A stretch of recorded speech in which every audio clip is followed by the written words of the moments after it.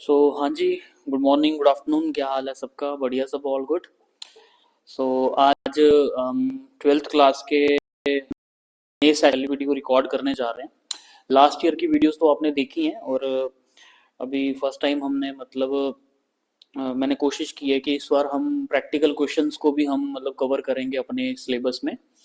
और last year तो मैंने कॉन्सेप्ट्स की वीडियोस बनाई थी और मैंने रेंडर करके अपलोड कर दी थी, बट इस साल हम क्या करेंगे कि जो प्रैक्टिकल क्वेश्चंस हैं, concepts plus practical question plus MCQ case based जो भी रहेगा वो हम सारी कवर करेंगे।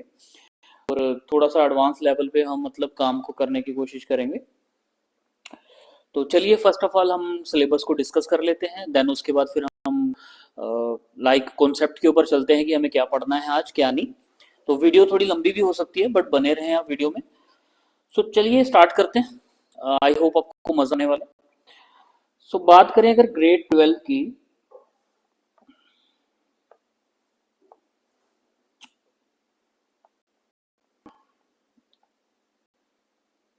ग्रेड 12, ठीक है। बेसिकली इसमें जो हम सब्जेक्ट्स की बात करें तो 5 सब्जेक्ट्स आपके होते हैं। अकाउंटेंसी, दूसरा सब्जेक्ट आपका बीएसटी, ठीक है। तीसरा सब्जेक्ट आपका इकोनॉमिक्स, फोर्थ सब्जेक्ट आपका इंग्लिश रहेगा, और फिफ्थ आपका रहता है कोई भी आपका जो एडिशनल सब्जेक्ट जो भी रहता है, एडिशनल, ठीक है। बात करें अगर हम तो आज हम अकाउंटेंसी के लेक्चर्स के ऊपर ही बात करेंगे, बिकॉज मेरा थोड़ा सा कोशिश करूंगा मैं इकोनॉमिक्स भी पढ़ाने की इस साल, बट अकाउंटेंसी के ऊपर ही बात करेंगे, बट क्योंकि अकाउंटेंसी ही मेरा मेन सब्जेक्ट है। ग्रेड 12 की बात करें अगर, तो ग्रेड 12 में हम अकाउंटेंसी जो सीखने जा रहे हैं, तो अकाउंटेंसी का सिलेबस की बात करें तो आपका जो एक्सटर्नल रहता है वो रहता है 80 मार्क्स का, और जो इंटरनल रहेगा आपका वो रहेगा 20 मार्क्स का, ठीक है। इंटरनल की बात करें तो इसमें प्रैक्टिकल फाइल और साथ ही वाइवा रहेगा आपका। इसमें 12 और 8 की फाइल रहती है, टोटल हो गए 20 मार्क्स, ठीक है। क्लियर है आपको? देन बात करें अगर हम, तो एक्सटर्नल की जो 80 मार्क्स का रहने वाला है हमारा, एक्सटर्नल 80 मार्क्स का रहने वाला है। और 80 मार्क्स में हम क्या सीखेंगे आज? 80 मार्क्स में जो सबसे पहला जो यूनिट रहने वाला है हमारा, यूनिट 1, दैट इज पार्टनरशिप, ठीक है, जो कैरी करेगा 36 मार्क्स। यूनिट 2 रहने वाला हमारा इसमें issue of shares and debentures, 24 marks, ठीक है। यूनिट 3 आपका रहने वाला है इसमें आपका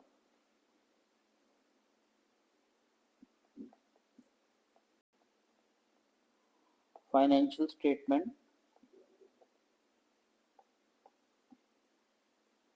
एनालिसिस। यूनिट 4 रहने वाला है आपका इसमें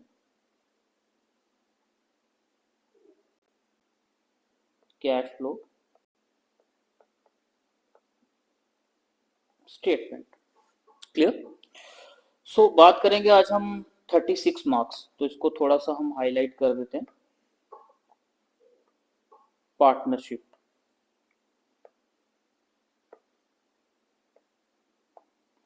पार्टनरशिप की बात करें आज हम, तो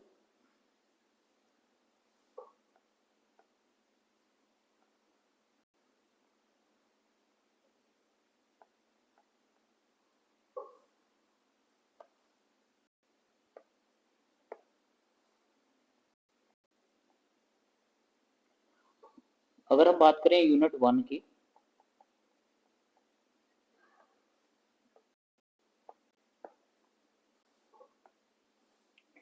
यूनिट 1 पार्टनरशिप,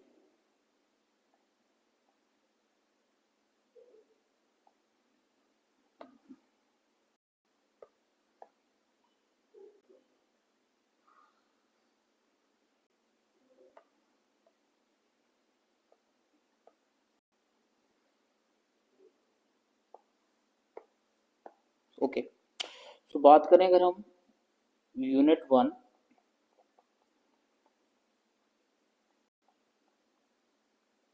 पार्टनरशिप, तो इसमें हमारे टोटल कुल मिलाकर 6 to 7 चैप्टर्स हैं। चैप्टर 1 की बात करेंगे अगर इसमें हम, तो चैप्टर 1 इसमें हमारा आएगा पार्टनरशिप इंट्रोडक्शन। चैप्टर 2 की बात करेंगे इसमें हम, तो आएगा हमारा इसमें वैल्यूएशन ऑफ गुडविल। चैप्टर 3 की बात करेंगे अगर हम इसमें, तो हमारे पास आएगा reconstitution of partnership form.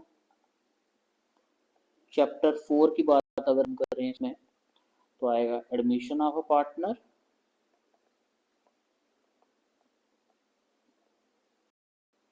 Chapter 5 की अगर बात करें, आएगा रिटायरमेंट एंड, अक्सर लोग अलग अलग भी करते हैं तो मैं एक इकट्ठा ही ले लेता हूँ इसको, retirement and death of a partner. Chapter 6 की बात करें अगर हम इसमें, तो आएगा हमारा डिसोल्यूशन ऑफ पार्टनरशिप। तो इसकी, तो ये तीन जो हमारे 6 चैप्टर हैं टोटल, इसकी वेटेज है 36 मार्क्स, और ये बहुत बड़ा मायने रखता है खास करके उन बच्चों के लिए जो पास होना चाहते हैं। तो कुछ बच्चे जो लास्ट ईयर पढ़ के गए सर, वो तो कहते थे कि सर हम पार्टनरशिप पढ़ के ही पास हो जाएंगे। मैंने कहा बिल्कुल हो सकते हो, बट पार्टनरशिप कोई इतना मतलब मुश्किल चैप्टर नहीं है, बस थोड़ा लेंथी है, और अगर कॉन्सेप्ट से सीखेंगे तो हमें मतलब 2 दिन रिविजन्स में एक अच्छा कॉन्फिडेंस इसमें आ जाएगा और अच्छे नंबर हम ला सकते हैं पार्टनरशिप वाले चैप्टर में। तो चलिए आज हम स्टार्ट करते हैं। बाकी सिलेबस हम जैसे जैसे हम नेक्स्ट चैप्टर पे जाते जाएंगे वैसे वैसे हम डिस्कस करते जाएंगे। तो आज हम पार्टनरशिप के ऊपर बात करते हैं, पार्टनरशिप क्या होता है।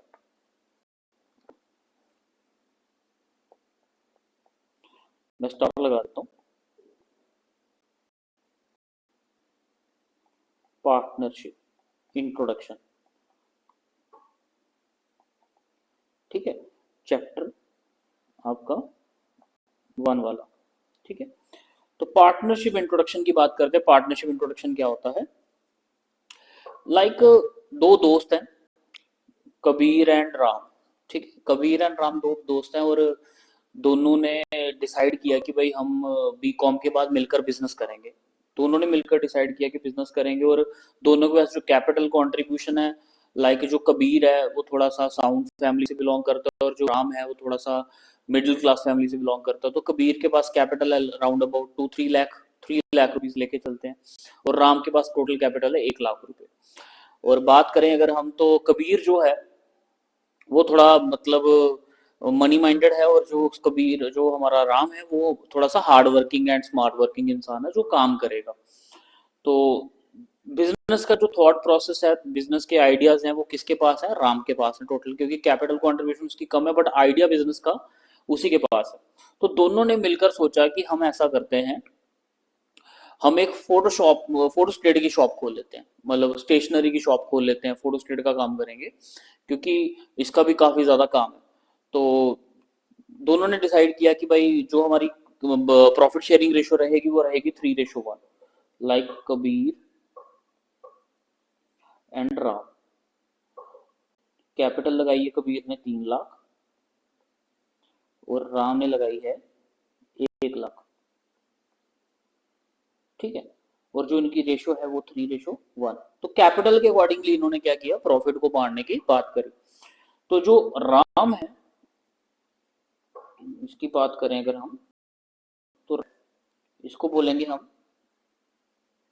ये थोड़ा सा स्मार्ट है, स्मार्ट कह लो, बिजनेस आइडियाज इसका ही था, बिजनेस का जो आइडिया था वो belongs to Ram. And Kabir है, कबीर की बात करें तो कबीर जो है वो मनी माइंडेड है, मनी माइंडेड है और ही बिलीव्स इन कि भाई पैसा इन्वेस्ट कर देंगे, बाकी चीजें तो मतलब ठीक है। तो ये रेशो रही थी, और बाकी जो इनके बीच में जो अग्रीमेंट है वो फिलहाल कोई अग्रीमेंट नहीं है, वो फ्रेंडली डिस्कशन है सिर्फ। ठीक है, ये आगे जाके हमें थोड़ा चीजें समझनी है बारीकी से कि क्या चीज है। तो दोनों ने डिसाइड किया कि हम फोटोस्टेट की शॉप को स्टार्ट करेंगे और बिजनेस करेंगे। दोनों ने पैसा इन्वेस्ट करा, फोटोस्टेट की मशीन्स खरीदी, बुक्स खरीदी, नोटबुक्स, जो भी स्टेशनरी में पेन्स हो गए, मार्कर हो गए, आपके लाइक फोल्डर्स हो गए, ये सब चीज़ें उन्होंने इन्वेस्ट करी। और अपने ही जहाँ उन्होंने कॉलेज में ग्रेजुएशन कंप्लीट की उसके सामने ही इन्होंने एक शॉप ले ली। वहाँ पे इन्होंने रेंट पे शॉप लेके अपने बिजनेस को स्टार्ट करा, और इनका सेम डे से काम चलना शुरू भी हो गया, क्योंकि अच्छी खासी मार्केट थी, दोस्ती थी इनकी, तो लोग भी इनको जानते हैं, तो सेम डे बिजनेस करना इनके लिए थोड़ा इजी हो गया। और काफी मतलब इन्होंने पहले दिन से ही प्रॉफिट कमाना शुरू किया। ये राम जो स्मार्ट वर्कर है, बिजनेस आइडिया जिसका था, ये थोड़ा सा बात करें कि थोड़ा स्मार्ट इंसान इन द सेंस, ये थोड़ा सा दिमाग से चलने वाला आदमी था। और जो कबीर है वो दिल से चलने वाला आदमी है, एग्जाम्पल के लिए लेके चलते हैं। तो एक दिन क्या हुआ, फॉर एग्जाम्पल एक हफ्ता बीत गया बिजनेस करते करते, तो राम को थोड़ा सा फीवर आ गया, राम बीमार हो गया। ठीक है, तो राम को जैसे ही फीवर हुआ तो राम ने कबीर को कॉल करा कि भाई कबीर मैं आज आ नहीं पाऊंगा because I am not well today. So अभी क्या है कि मैं रेस्ट करूंगा, आज दुकान संभाल लेना। तो कबीर कहता है इट्स ऑल राइट, कोई दिक्कत नहीं है, तू रेस्ट कर ले, तू बीमार है, कोई नहीं, कुछ नहीं होता एक दिन दुकान बंद होने से, कोई दिक्कत नहीं है। तो ऐसा करने से क्या हुआ कि राम छुट्टी पे चला गया। राम का फीवर ठीक नहीं हुआ, राम अगले दिन भी बीमार रहा। ठीक है, राम तीसरे दिन भी बीमार रहा, तो कबीर थोड़ा सा हेक्टिक हो गया। कबीर कहता है कि भाई मुझे काम करना पड़ रहा है, तो चलो जी राम का पहले पता किया जाए राम को बुखार कितना है। तो कुछ जी फ्रूट्स लेते हैं और राम के घर पहुंच जाते हैं। राम के घर पहुंचने से लाइक पता लेने जाते हैं, राम सच में बीमार होता है, राम को फीवर होता है। तो कबीर सेठ की भाई कोई दिक्कत नहीं है Ram, you can take leave tomorrow, और रेस्ट करके जब ठीक हो जाएगा तो बिजनेस पे आ जाना। तो राम ठीक हो जाता है, फिर उसके बाद 2-3 दिन के बाद फिर बीमार हो जाता है। तो कबीर को लगता है कि ये काम बन नहीं रहा, मतलब लाइक मुझे राम की जगह पे काम करना पड़ रहा है, और राम को विदाउट कोई काम किए ही प्रॉफिट मिल रहा है। तो उस केस में राम को जो है वो फ्री प्रॉफिट मिल रहा है, मतलब बिना काम किए हुए। ठीक है, तो ये बात जो है वो कबीर को पसंद नहीं आ रही। कबीर थोड़ा सा इस चीज को दिल में मलाल रख रहा है कि भाई राम को बिना काम किए प्रॉफिट मिल रहा है। तो रघुवीर दोबारा आता है राम के घर और बोलता है कि भाई साहब जी, आप बताइए ठीक कब होना आपने। कहता मैं बीमार खुद तो नहीं हूं। कहता ठीक है, कबीर कहता है राम को कि ठीक है भाई तू रेस्ट कर ले, बट एक छोटी सी कंडीशन है मेरी, छोटी सी बात है। लाइक जब तू बीमार है तो तेरा प्रॉफिट तुझे मिल रहा है, तो मैं चाहता हूँ कि जो तेरी जगह मुझे काम करना पड़ रहा है बिजनेस में, तो उसके बदले मुझे प्रॉफिट चाहिए, उसके बदले मुझे प्रॉफिट चाहिए। तो लाइक कबीर जो है वो राम को बोलता है कि प्रॉफिट चाहिए, प्रॉफिट नहीं चाहिए, मतलब काइंड ऑफ सैलरी चाहिए, पार्ट चाहिए कुछ। तो राम बोलता है ऐसी डिस्कशन हमारे बीच में हुई नहीं थी, हमारे मतलब अग्रीमेंट में कुछ ऐसी बात थी नहीं। तो उस केस में क्या होता है कि कबीर कहता है कि भाई ठीक है भाई ये तो देना पड़ेगा, नहीं तो फिर मैं कल से मैं भी काम नहीं करूंगा। तो राम कहता है ठीक है मत कर, मुझे भी तेरा काम करना नहीं है, क्योंकि ये कंडीशन हमारे बीच में थी नहीं, बट अब तूने ठान ही लिया तो नहीं। बट कबीर को लगता है कि उसने 3 लाख कैपिटल इन्वेस्ट की है और काम भी उसको ज्यादा करना पड़ रहा है, तो ये सही नहीं है, राम को भी काम करना चाहिए था। अगर नहीं कर रहा, बीमार है, तो उसकी जगह उसको सैलरी पे कुछ पार्ट ऑफ रेम्यूनरेशन कुछ भी मिलना चाहिए। तो साहब जी नहीं मानते, दोनों के बीच में डिस्प्यूट हो जाता है। यहाँ तक समझ आ गया आपको? क्लियर है? जो मैंने अभी आपको एक एग्जांपल दी, ये एग्जांपल हमारी डिसोल्यूशन तक चलेगी, ये हम एग्जांपल हमारी डिसोल्यूशन तक चलने वाली है जब डिसॉल्व होगी। तो इसी कहानी को हम आगे कंटिन्यू करेंगे और एक केस बेस्ड क्वेश्चंस की तरह इसको सॉल्व करेंगे। तो बात करें अगर हम पार्टनरशिप की, तो पार्टनरशिप क्या होता है, पार्टनरशिप की डेफिनेशन क्या है? पार्टनरशिप की डेफिनेशन क्या है? द रिलेशन बिटवीन टू और more person who have agreed to share their profit carried on by all or any acting for all। तो आपसे कोई अगर पूछ ले कि ये डेफिनेशन का मतलब क्या है, तो डेफिनेशन का मतलब है द रिलेशन बिटवीन टू और more person who have agreed share their profit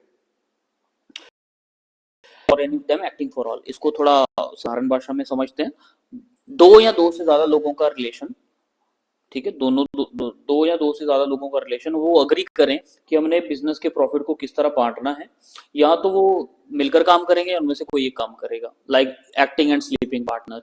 इसके बारे में हम आगे पढ़ेंगे।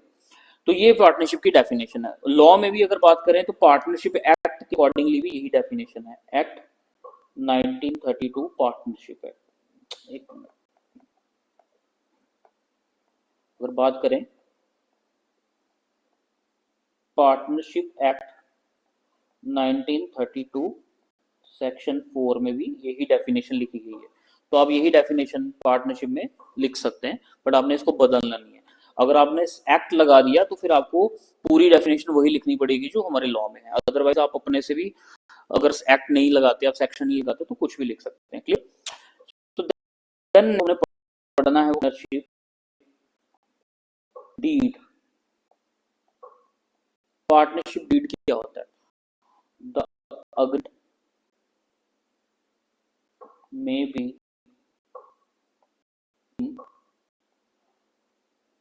oral or written, but to avoid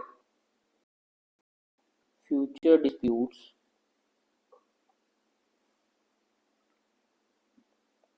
the agreement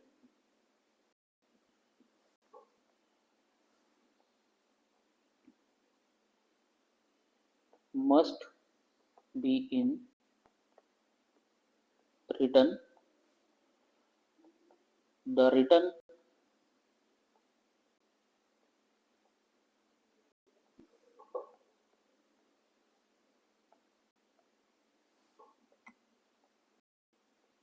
the written agreement is known as partnership deed। यहाँ तक समझ आ गया आपको? पार्टनरशिप डीड क्या होती है जी? द अग्रीमेंट में भी नोरा रिटर्न, जो अग्रीमेंट होता है वो ओरल भी होता है और रिटर्न भी होता है, बट फ्यूचर की लड़ाइयों को खत्म करने के लिए जो एग्रीमेंट होना चाहिए वो किस में होना चाहिए? रिटर्न, क्योंकि रिटर्न का प्रूफ है। अब कबीर और राम के बीच में जो अग्रीमेंट था, वो अग्रीमेंट था ओरली, उन्होंने फ्रेंडली बेसिस पे ही अपने बिजनेस को स्टार्ट करा था। क्लियर? अब लड़ाई हो गई। अब कबीर कहता है कि मुझे तेरे साथ बिजनेस नहीं करना, दुकान को लग गया ताला टेम्पररी बेसिस पे। तो कबीर कहता है कि भाई मुझे ऐसा काम नहीं करना। तो राम कहता है ठीक है। राम इज स्मार्ट, मैंने पहले से बताया राम जो था वो क्या था? स्मार्ट आदमी था भाई। ये लिखो, मैंने लिखा इसमें। तो राम कहता है ठीक है भाई, I will see in the court. हम कोर्ट में फैसला करेंगे कि भाई हमारा कैसे फैसला होगा, क्या होगा क्या नहीं। कबीर कहता है भाई तूने कोर्ट केस कर ले, कोई दिक्कत नहीं मुझे। तो हम है क्या कर, प्राइवेट वकील हायर करता है। प्राइवेट वकील हायर करने से क्या होता है कि उसको पेमेंट करनी पड़ती है। तो वो कहता है कि मैं अच्छा वकील हायर करूंगा तो केस भी जीतूंगा। ठीक है जी, कोई दिक्कत नहीं। कबीर फिर वही जो गवर्नमेंट वकील होते हैं उनके पास आता है और वो अपनी जो भी बात होती है उनको बताता है। दोनों अपने अपने वकीलों को लेकर सुनवाई आ जाती है जज साहब के सामने। वो बताते हैं कि भाई हमारे बीच में से अग्रीमेंट हुआ था, मैं बीमार हो गया तो कबीर ने क्या करा कि मुझसे सर प्रॉफिट मांगने की बात की है। दोनों ने दलीलें अपनी सामने की। तो जैसा बोलते हैं ऑर्डर ऑर्डर भाई, करते हैं आपका फैसला, कोई दिक्कत नहीं है। वो जो जज साहब ने फैसला सुनाया वो क्या था, वो सुन लीजिए जरा क्या है। रूल्स, मैं स्टार लगा देता हूँ, ये दो तीन डेफिनेशन जो है ना बहुत ही इंपॉर्टेंट है। ठीक है, अब जो मैं रूल्स करवाने वाला हूँ ये भी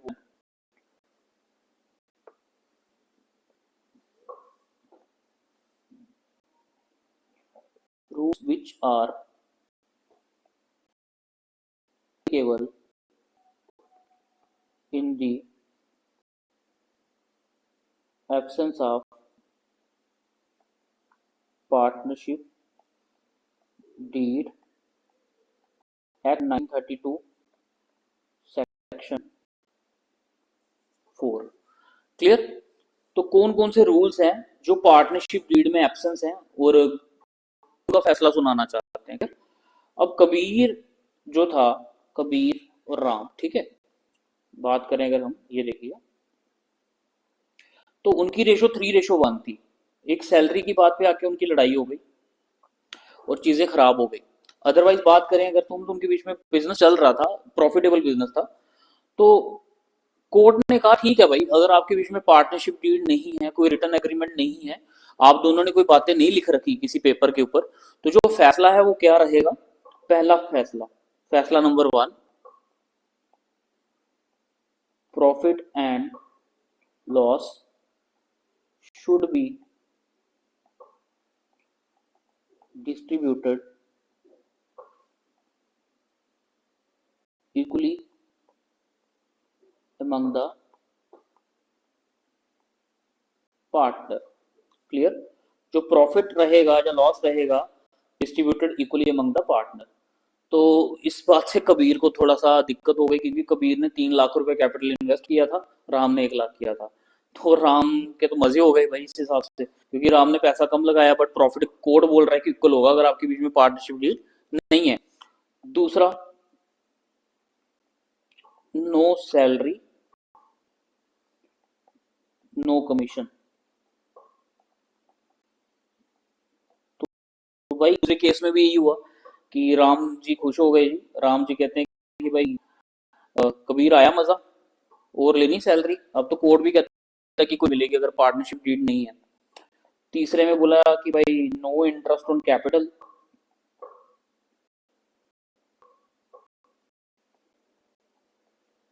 ठीक है। चौथे में बोला नो इंटरेस्ट ऑन ड्राइंग्स। अगर आप बिजनेस में कोई पैसा लगाते हो तो कोई कैपिटल के ऊपर इंटरेस्ट चार्ज नहीं कर सकते, और अगर आप बिजनेस से पैसा निकालते हो अपने इस्तेमाल यूज के लिए तब भी आपको कोई इंटरेस्ट नहीं मिलेगा। हाँ, कोड बोलता है अगर आपने बिजनेस को एज अ लोन दिया है, एज एडवांस दिया है, तो इंटरेस्ट ऑन लोन जो रहेगा वो at the rate 6% per annum रहेगा। क्लियर। तो 6% वो अलाउड करते हैं। फॉर एग्जांपल अगर कबीर और राम पार्टनर हैं, तो उन्होंने कोई फर्म को लोन दिया है, loan given to firm ₹1 lakh, और ये दिया था किसने, कबीर ने। ठीक है। तो कबीर बोलता है मैं इसके ऊपर लूंगा 12%। बट ये क्या है, एनुअल उन्होंने बोला कि ओरल डिस्कशन में 12% लूंगा, बट जो कोर्ट है, सॉरी, जो जज साहब है वो फैसला बना रहे हैं कि पार्टनरशिप नहीं है तो इंटरेस्ट लेगा 6% पर एनम। इस चीज को हाईलाइट कर देता हूँ, ये इंपॉर्टेंट चीजें भाई, इन चीजों को याद रखना आपने। ठीक है। ये सारे क्वेश्चन आपके आ सकते हैं, केस बेस्ड क्वेश्चन में आ सकते हैं, एमसीक्यू में आ सकते हैं, इवन प्रैक्टिकल में भी क्वेश्चन आता है ऐसा कभी कभी। क्लियर आप लोगों को, समझ आ गया। ठीक है जी, ओके, आगे बढ़ते हैं।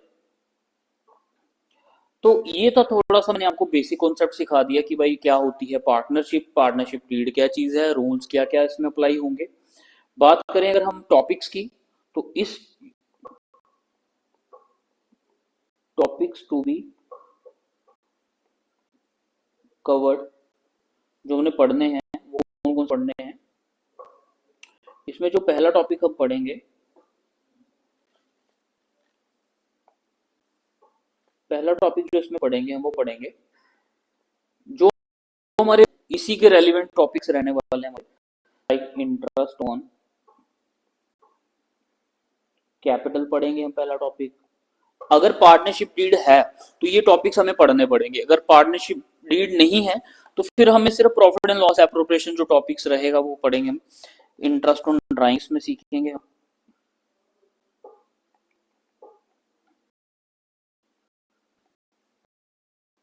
नेक्स्ट टॉपिक हमारा में रहेगा लाइक नो, जैसे नो सैलरी नो कमीशन का था, तो सैलरी एंड कमीशन का topic, salary and commission. Fourth इसमें सीखेंगे हम profit and loss, appropriation account. Fifth सीखेंगे इसमें हम पार्टनर्स कैपिटल अकाउंट। सिक्स्थ सीखेंगे इसमें हम